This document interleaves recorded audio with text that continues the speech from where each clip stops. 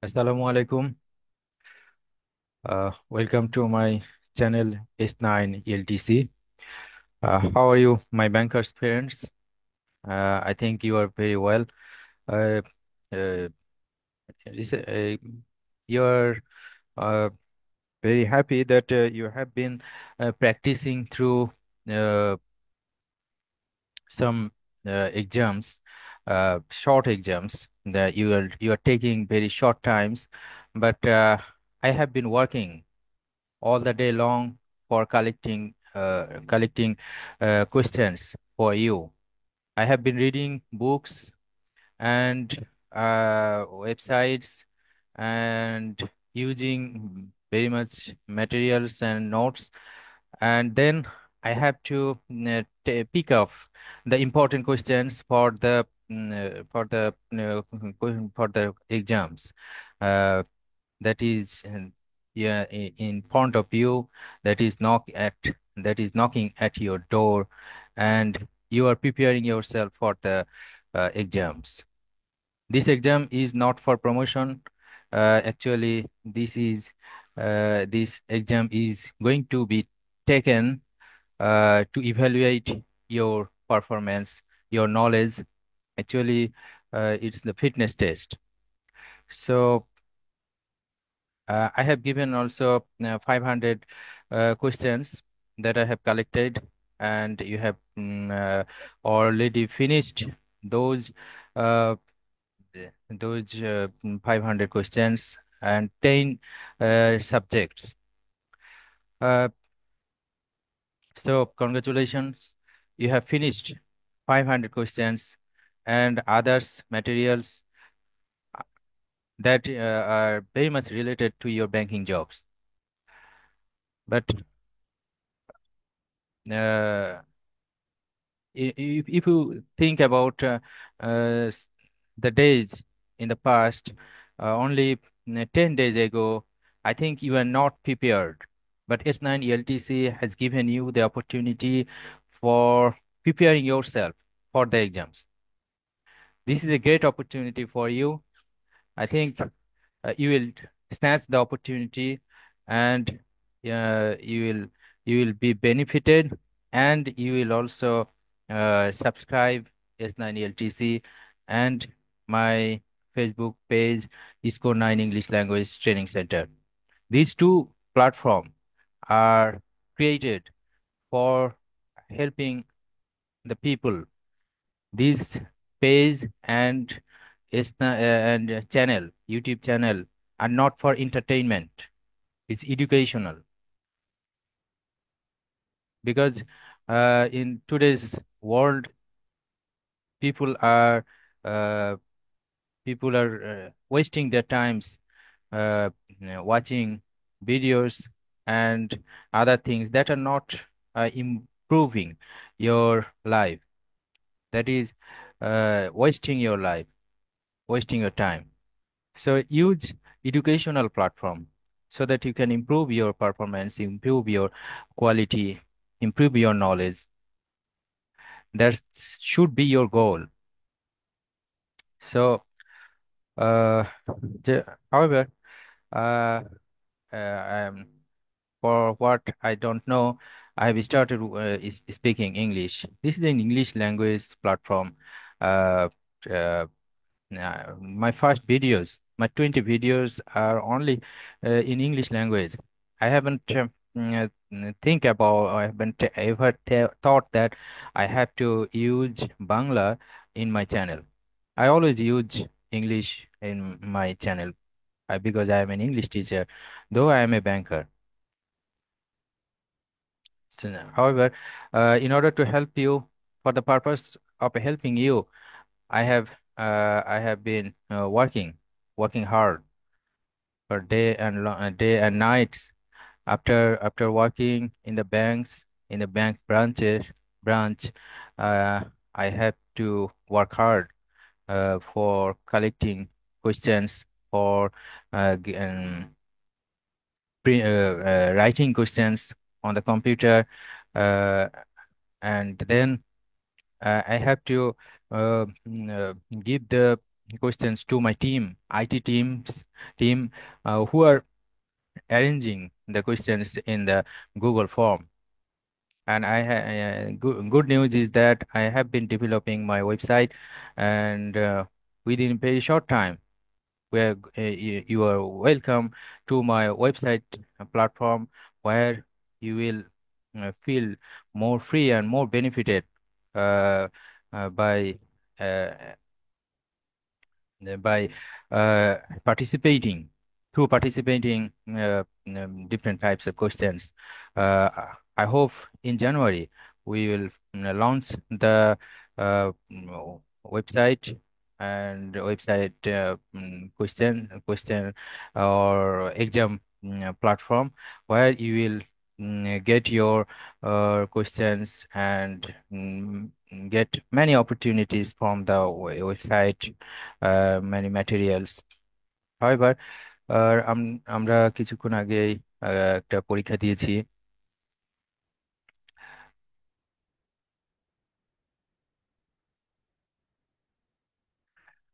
সেই পরীক্ষার আমরা একটা আলোচনা করব এখন। ইন্টারন্যাশনাল ট্রেড নিয়ে আমরা পরীক্ষা দিয়েছি, তো আমরা সেই কোশ্চেন পেপারটা এখন আলোচনা করব।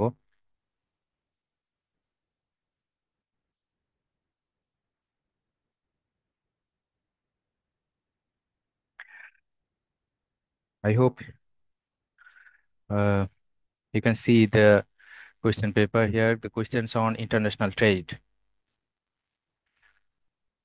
আমার কোশ্চেনে আমি পরীক্ষা দিয়েছি। আহ, যেহেতু আমার কোশ্চেন, সেহেতু ভুল হওয়ার সম্ভাবনা কম, তাই 30-এ 30 পেয়েছি, আলহামদুলিল্লাহ। আপনারাও পাবেন। নিচের কোশ্চেন, প্রথম কোশ্চেনটা হলো, নিচের কোনটি এডি ব্রাঞ্চের কাজ না? অথরাইজড ডিলার, এডি মানে অথরাইজড ডিলার। অথরাইজড ডিলারের কাজ না কাজ কোনটা, সেই তিনটা দেখি। Exchange of foreign currencies, opening LC and settlement of payment, opening FC accounts. এই তিনটা হলো এলসি ব্রাঞ্চ, একটা এডি ব্রাঞ্চের কাজ। কিন্তু হ্যান্ডলিং ট্যাক্স ডকুমেন্টস, এটা এডি ব্রাঞ্চের কাজ না। আমরা পরে কোশ্চেনে যাই। আইএসবিপি, এটার পূর্ণরূপ কি? পূর্ণরূপ, এখানে একটু বানানটা ভুল হয়েছে। যাই হোক, অভ্রতে লেখার কারণে, আমি অভ্রতে লিখতে এক্সপার্ট না, কিন্তু এই ফর্মে লিখে ইনপুট দেওয়ার জন্য অভ্রতে লিখতে হয়। তো যাই হোক, আইএসবিপি হলো international standard banking practice. Standard standard banking practice, এটা মনে রাখতে হবে, আইএসবিপি। এক্সপোর্টের জন্য প্রাপ্ত এলসি কে লিয়েন রেখে অন্য একটি এলসি খুললে সে এলসি কে কি বলে? Back to back LC, back to back LC. এটা একটি সংজ্ঞা, ব্যাক টু ব্যাক এলসির সংজ্ঞা, এটা মনে রাখবেন। UCP means uniform customs and practice for documentary credits. Documentary credits আসলে ওই যে লেটার অফ এলসি কেই বোঝাচ্ছে। তো সেইটার যে নিয়ম কানুন এবং কাস্টমস এবং প্র্যাকটিস আছে, সেইটাই হলো ইউসিপি। ইউসিপি ইউসিপি হলো ইউনিফর্ম কাস্টমস অ্যান্ড প্র্যাকটিস, কিন্তু তারপরে এটা সাপ্লিমেন্টারি হিসাবে আছে হলো for documentary credits.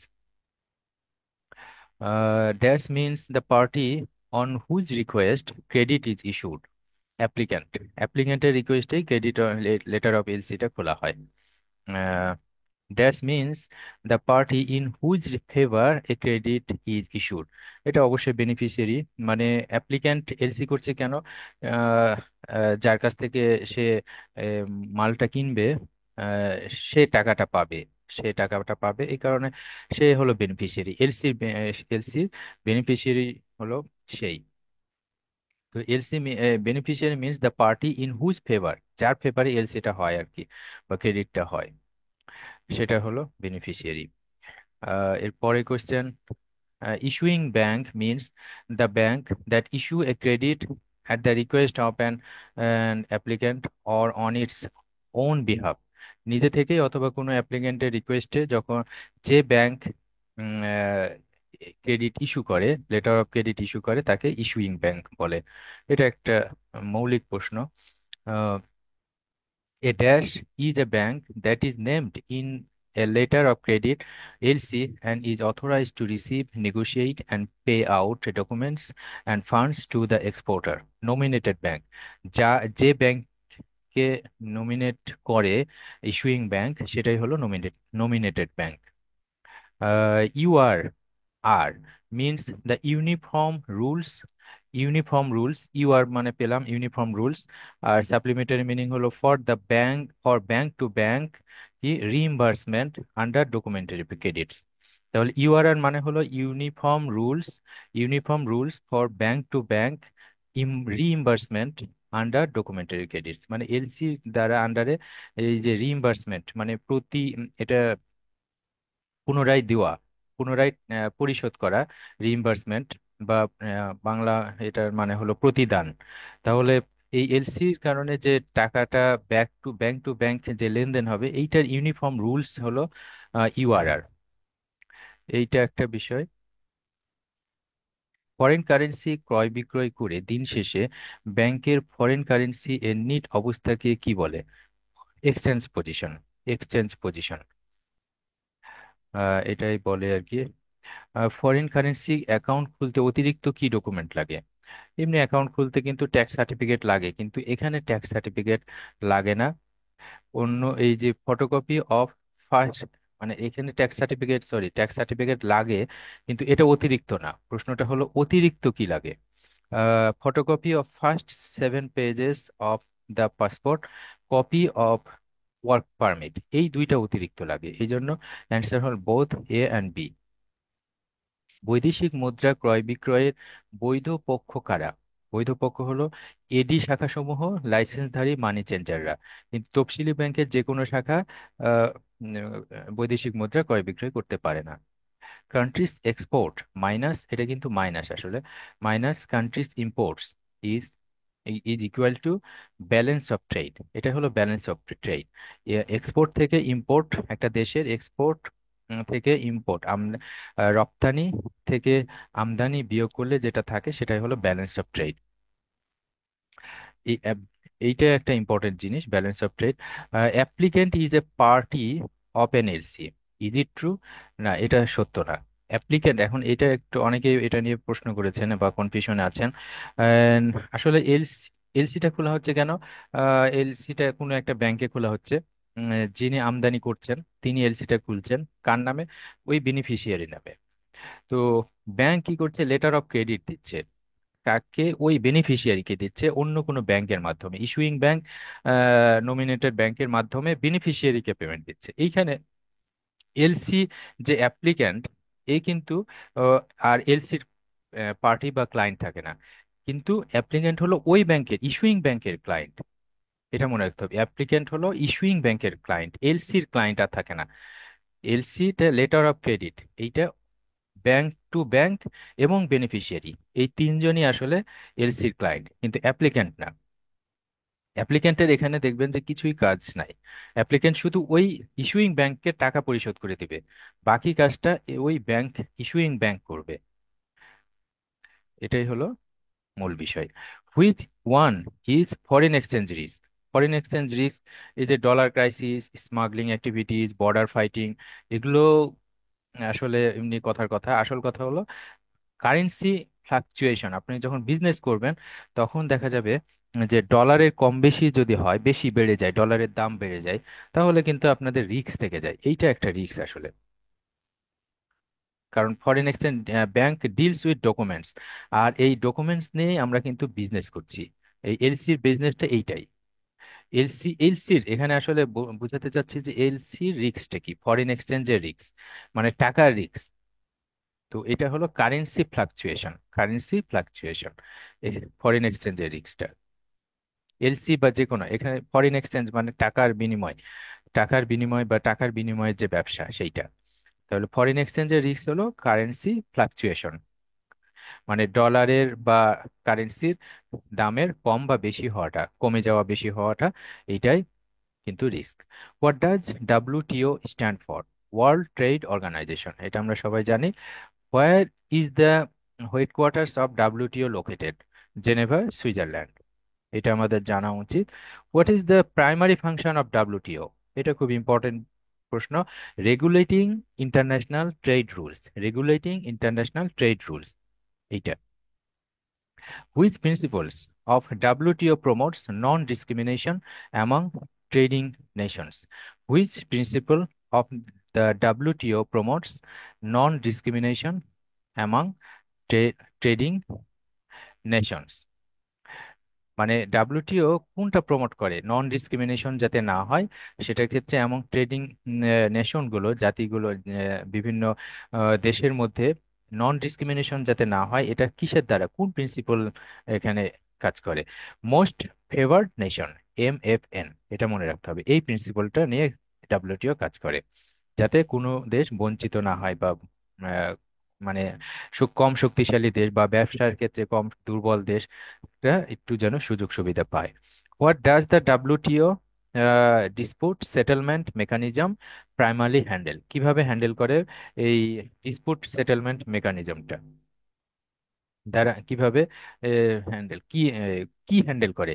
Dispute settlement mechanism দ্বারা কি হ্যান্ডেল করে ট্রেড ডিসপুটস, মানে ট্রেড নিয়ে ব্যবসা বাণিজ্য নিয়ে তর্ক বিতর্ক বা সমস্যা, হুম, বা ঝগড়া থামায় এমং মেম্বার কান্ট্রিজ মধ্যে এ, যদি কোনো সমস্যা হয় ব্যবসা নিয়ে কোনো বিতর্ক হয় বা অবজেকশন থাকে সেগুলো নিয়ে তারা সেটেল করার চেষ্টা করে। The main purpose of a tariff, tariff হলো একটা ট্যাক্স, এক ধরনের ট্যাক্স। সেটা কি করে?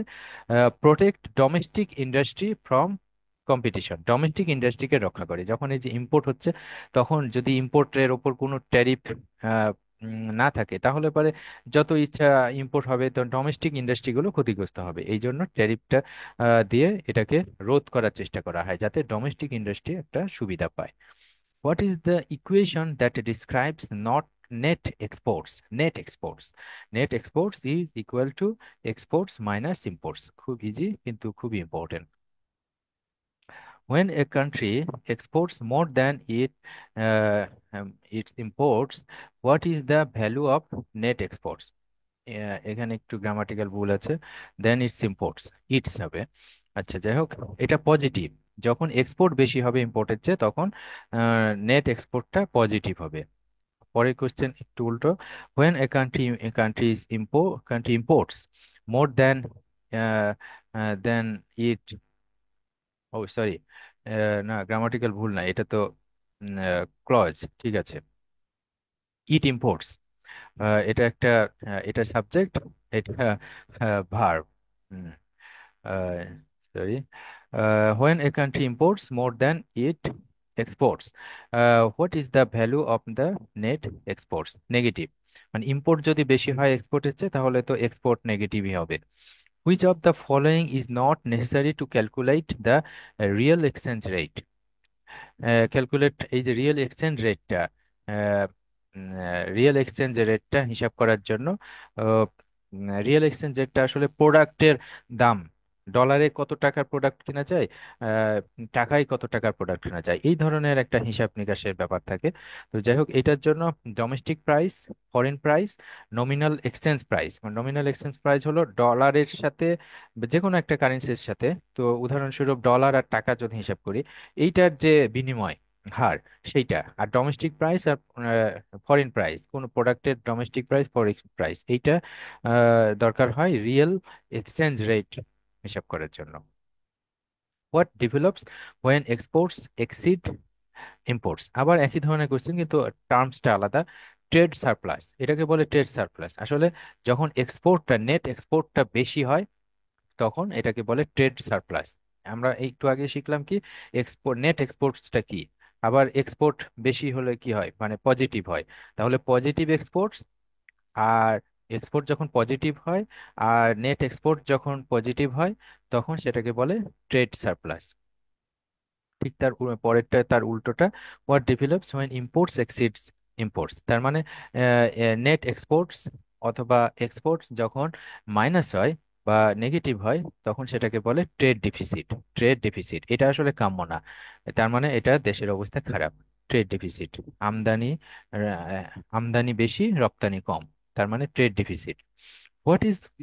What is it called when the government places limits on the number of a given good that can be imported? যে গুডটা আনা যায়, ইম্পোর্ট করা যায়, কিন্তু তার উপর লিমিট লিমিট বসিয়ে দিচ্ছে, এই লিমিট বসানো, যদি গভর্নমেন্ট কোনো প্রোডাক্টের উপর লিমিট বসায়, যেটা ইম্পোর্ট করা যাবে কি বা কতটুকু করা যাবে, তাহলে সেটাকে বলে কোটা।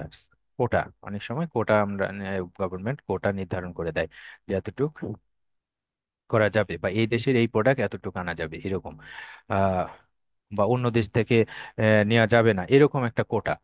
হ্যাঁ।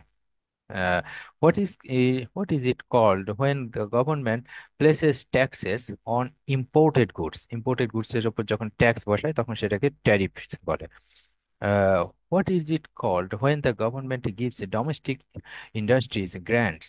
এই grants, এটাই হলো প্রশ্ন, to keep them running competitively. Subsidies মানে ভর্তুকি, গ্র্যান্টস, সাবসিডিজ বা ভর্তুকি। তো আমরা 30টা কোশ্চেন শেষ করলাম। আলহামদুলিল্লাহ অনেকেই পরীক্ষা দিয়েছেন এখন, আহ, প্রায় 1,500-এর উপরে পরীক্ষা দিচ্ছে।